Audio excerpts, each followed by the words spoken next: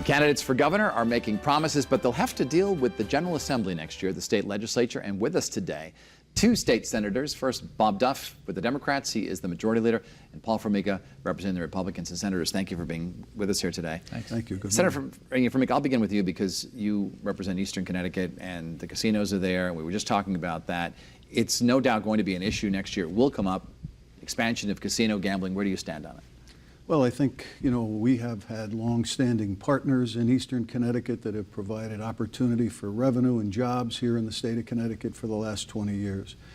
We worked hard to make sure that that was protected, Connecticut jobs and Connecticut revenue first, before we don't want to see that go out of state. So I look forward to continuing to do that, work on East Windsor.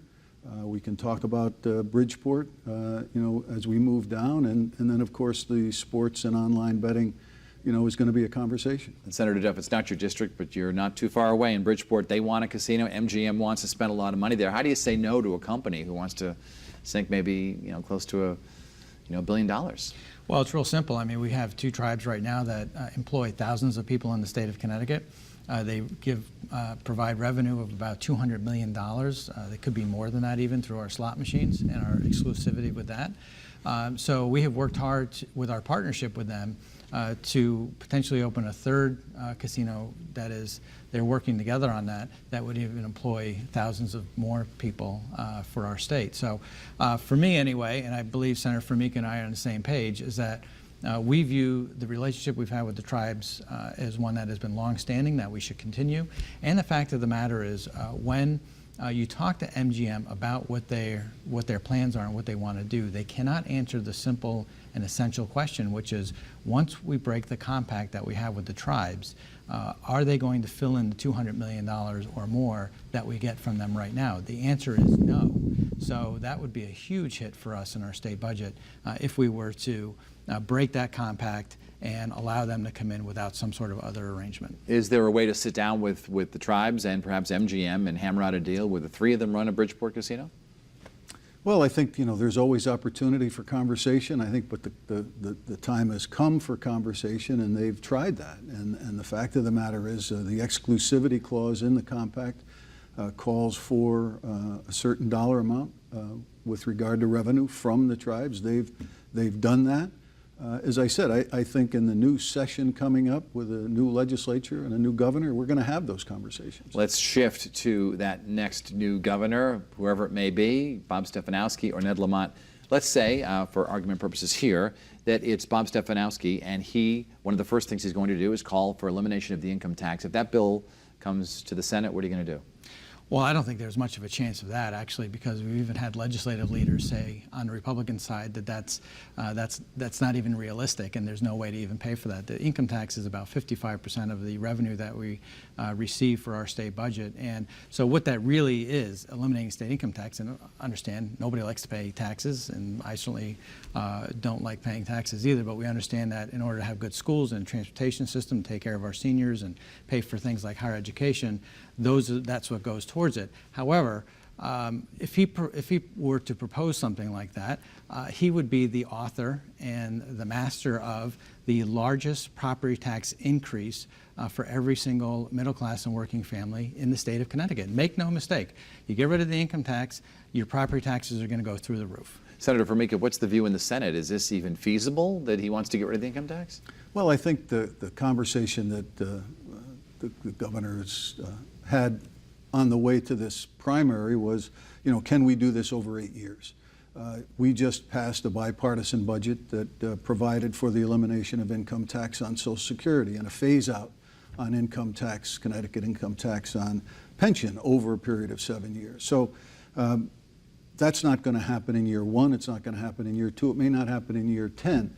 But however, we do need a reinvention of government. And we'd be on our way to doing that if there weren't for some restrictions that were passed in the last session that didn't allow us to do it. So let's interpret what you just said for the benefit of the viewers. Is that to say that you don't believe that this income tax is feasible over? You said it might not even be done in 10 years. Well, I'm just saying elimination. It cannot be done with just an elimination. It has to be done in conjunction with a restructuring of government as we see it now, because it is a large portion of the revenue, and there will have to be some agency consolidations. There'd have to be some dollars that'll be cut. But the fact of the matter is, there's more work to do than just eliminating income. It'll be a challenge, for And sure. if Ned Lamont is elected governor, he has said he hasn't ruled out perhaps a tax increase. Would you vote to raise taxes? Well, I don't think anybody wants a tax increase. I think we have worked really hard to live within our means, and we've cut billions of dollars out of our state budget. We have reduced the size of government by about 16%, and we'll continue to do that. A lot of the issues we have right now is really because of decades and decades of neglect on our pension system. If you look at the cost of employees right now, it's flat or down. We're still paying over $1.3 billion every year on pensions for people who were hired before 1984.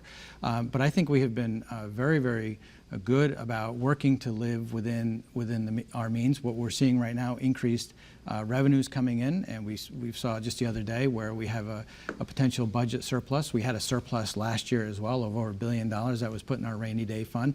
So I think let's try to be realistic about what's happening. But to say that we're going to take away 55% of our revenue, which is over $5 billion, and shift it away, is not realistic. And some of the things that Senator Formica said we all supported, like elimination of taxes on Social Security, but that's about $20 or $30 million. When you talk about over $5 or $6 billion, now you're talking about massive cuts to places like UConn, massive cuts to our other community colleges, massive cuts to our communities, our secondary schools. So this is more than just nipping around the edges here. You both represent sort of border areas where people would use tolls, or certainly in your area, they have to pay them when they go to New York. You're near Rhode Island. Do you support the installation of electronic tolls in our state? Well, I don't at this point in time because, we've kind of proven over the last few years that we really don't need that kind of revenue. The tolls were generated, the toll idea was generated to try to increase the dollars into the Special Transportation Fund. This budget that was passed under a bipartisan vote has the prioritized progress Republican capital infrastructure plan that's in there that will allow for more, nearly $1 billion in capital infrastructure on our roads and bridges. We all know that we need to do that.